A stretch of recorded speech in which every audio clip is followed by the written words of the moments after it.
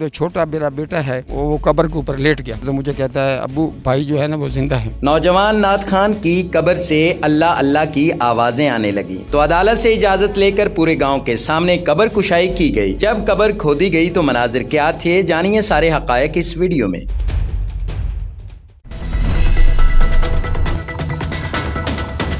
بڑا یہ دکھ کی بات ہے کہ آپ کا جوان بیٹا جی طاہر عباس جی طاہر عباس وہ انتقال کر گیا، اور یہ کتنے دن پہلے کی بات ہے؟ یہ 10 جولائی 2023 تقریباً 1.5 ماہ سے زیادہ وقت ہو جی گیا۔ جی طاہر عباس کے بارے میں آپ بتائیے گا کہ وہ ثنا خان مصطفیٰ تھے، نعتیں پڑھتے تھے۔ جی وہ ثنا خان مصطفیٰ تھے اور اللہ پاک نے ان کو عزت سے بہت نوازا تھا۔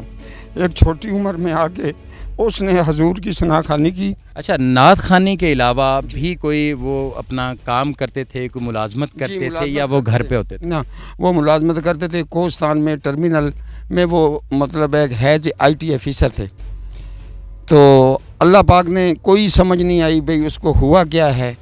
نعت خوانی بھی کرتے تھے اور اللہ پاک نے اس کو عزت سے بھی بہت نوازا تھا۔ اچانک ہی بس اس کے ساتھ یہ مسئلہ بنا ہے، اور ہمیں تو اس وقت پتہ چلا جب اس کی ڈیتھ ہوگی۔ کوئی اس کو کسی قسم کی کوئی ایسی پرابلم نہیں تھی کہ جو کہ میں بتا سکوں۔ میڈیکلی پرابلم ہوا یا کوئی حادثاتی طور پہ ایسا کوئی طبی معاملہ ہوا جس کی وجہ سے یہ معاملہ ہوا؟ ہاں جی، وہ ڈاکٹر صاحب جو تھے وہ یہی بتا رہے تھے کہ ان کو جو ہے ان کا کارڈیک اریسٹ ہوا ہے، اور یہ مطلب جس کو آپ کہتے ہیں ہارٹ اٹیک۔ جب آپ کو خبر ملی کہ ایک جوان بیٹا طاہر عباس جو ثنا خان مصطفیٰ بڑا ایک مقام کی بات ہے، تو کیا دل پہ گزری ہو؟ میں جس وقت باہر نکلا ہوں، بیٹھک میں کھڑا تھا، میں کہیں کام جا رہا تھا،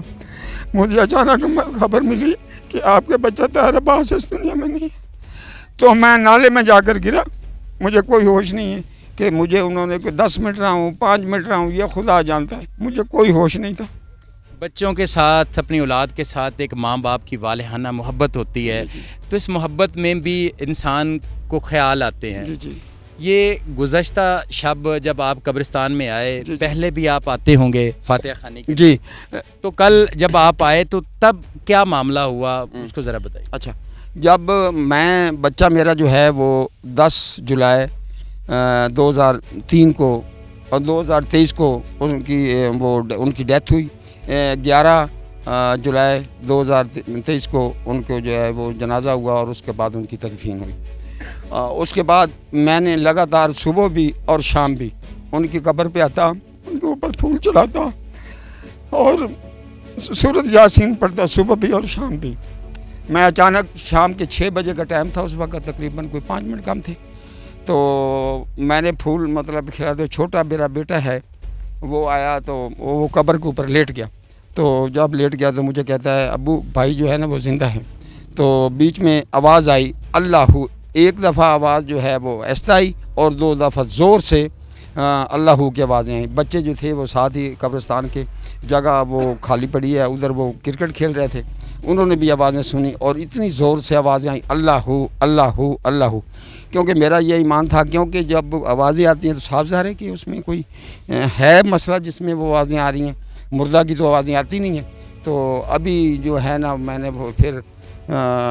عدالت کا رخ کیا، اور اس کے بعد میں میڈیا والوں کا اور پولیس والوں کا اور کورٹ کا بہت مشکور ہوں کہ انہوں نے میری پوری ہیلپ کی کہ ان کے بچے کی زندگی بچ سکے۔ یہ تو میرے خالق کی اختیار ہے۔ بچے کا جب آپ کو یہ آواز سنائی دی تو یقینی طور پہ جہاں بچے کا آپ کو اللہ تعالیٰ صبر دینے والا ہے، ایک بڑا صبر آ جاتا ہے ماں باپ کو، بڑا مشکل یہ لمحات ہوتے ہیں، تو اس کے بعد جب آواز سنی تو ایک امید جاگ جاتی ہے، تو پھر بے چینی کا عالم، اور پھر اس طرح مجھے اتنی مطلب خوشی ہوئی کہ انتہا سے باہر، اور میں نے یہ سمجھا کہ مجھے بھی اٹیک ہونے والا ہے۔ اتنی خوشی ہوئی کہ میرے اللہ نے میری جھولی میں دوبارہ ڈال دی، کیونکہ وحدہ لا شریک ہے، اس کا کوئی شریک نہیں ہے۔ وہ چاہے تو 1000 سال کے بعد بھی، اکثر میں نے لوگ دیکھے ہیں یہی کہتے ہیں یار کہ یار یہ تو مر گیا، ایک زندہ ہونا، او بھائی اس کے اختیار میں ہے۔ اگر وہ چاہے حضرت آدم سے لے کر ابھی تک جتنے بھی دنیا میں کون کا لفظ کرے تو سب کے سب زندہ ہے۔ اور معلوم ہوا ہے کہ بچے کی جب بچے کا انتقال ہوا طاہر عباس کا، اس سے کچھ دن بعد بچے کی کوئی شادی کے دن بھی مقرر کیے ہوئے تھے، تو اس کی شادی میں نے کرنی تھی، تو اس نے مجھے، میں نے کہا کہ بیٹا تیری شادی کرنی ہے، اس نے بولا جی پہلے میں زیارت اپنا زواری کروں گا اور اس کے بعد میں شادی کروں گا۔ جی ہمارے ساتھ موجود ہیں یہاں کے قبرستان کی ملحقہ جو مسجد ہے اس کے امام مسجد بھی ہیں، ان سے جانتے ہیں کہ اس تمام جو یہ معاملہ ہوا اس حوالے سے ان کا شرعی تقاضوں کے مطابق ان کا کیا کہنا ہے۔ جی امام صاحب بتائیے گا کہ جب آپ کو پتہ چلا، آپ نے یہاں پہ قبر کا رخ کیا، آ کے دیکھا، تو یہ کیا سلسلہ ہوا اور آپ شرعی لحاظ سے آپ کا کیا کہنا ہے؟ جب ہم نماز مغرب ادا کرنے کے لیے تشریف لائے تھے تو ہم نے قبرستان میں دیکھا کہ لوگوں کا جمع غفیر امڑا ہے، تو ہم نے پوچھا کہ کیا کسی کا جنازہ ہے یا کوئی مسئلہ، تو انہوں نے کہا بھائی نہیں، اس طرح کی نا طاہر عباس قصوری ہے، نعت خواں ثنا خان مصطفیٰ ہے، تو اس کی قبر سے نا آوازیں آ رہی ہیں، اللہ کی آوازیں آ رہی ہیں، تو ان کے والد صاحب نے سنی ہیں۔ تو ہم نماز پڑھ کے پھر تشریف لائے تو ہم نے بھی سنا سے محسوس ہوتا تھا کہ کوئی آرٹ سی آ رہی ہے، جیسے کوئی نیچے سے خرید رہا ہے۔ تو اس کے بعد پھر اور بھی قاری صاحبان آئے، انہوں نے بھی کان لگا کے دیکھا، انہیں کی آوازیں آ رہی ہیں۔ تو یہ سبھی لوگ خوش بھی تھے کہ اگر معجزہ قدرت کا کرشمہ دکھا دے، تو ہمارا دوست تھا، وہ ہمارے ساتھ کھیلتا بھی تھا، پڑھتا بھی تھا، تو وہ اگر اللہ تعالیٰ اس کو دوبارہ دل میں بھیجتا تو بڑی خوشی کی بات تھی ہمارے لیے۔ جی ہمارے ساتھ یہاں پہ قانونی جو ماہر ہیں مظہر حسین چودھری ایڈوکیٹ صاحب، وہ ہمارے ساتھ موجود ہیں، ان سے جانتے ہیں کہ تمام پروسیس ماں باپ کی جانب سے جب انہوں نے کوشش کی، عدالت کا دروازہ کھٹایا، لاجیکلی ریزنز ہوتے ہیں جس کے بعد جا کے قبر کشائی کا مرحلہ جو ہے اس کی اجازت ملتی ہے، تو اس حوالے سے آپ کا کیا کہنا ہے؟ جی بالکل، یہاں پہ نا کل ہم آئے، جب ہم نے یہ سوشل میڈیا کے ذریعے سے خبر سنی کہ اس قبر میں سے آوازیں آ رہی ہیں، تو میں بھی یہاں پہ موقع پہ آ گیا تھا، مقامی پولیس بھی موقع پہ آ گئی تھی، تو ہم سب نے پھر یہ فیصلہ کیا کہ کورٹ سے پرمیشن لے کے اس کے بعد اس کی قبر کشائی کروائی جائے گی۔ تو شریعہ کے لحاظ سے اور قانون کے لحاظ سے قبر کشائی کروانے میں کوئی قدغن نہیں ہے، ایک انسان کی جان بچانا پوری انسانیت کی جان بچانے کے مترادف ہے، اور اسی پرنسپل پر عمل پیرا ہوتے ہوئے ہم نے آج صبح فرسٹ ٹائم ان کو ساتھ لیا، میں نے یہ وارث جو اس کے والد صاحب ہیں، اور ان کی طرف سے اپلیکیشن دی قبر کشائی کے لیے علاقہ جوڈیشل مجسٹریٹ کو، انہوں نے پولیس سے رپورٹر پارٹی کی، اور سیم ڈے میں ہم نے یہ قبر کشائی کا جو عموماً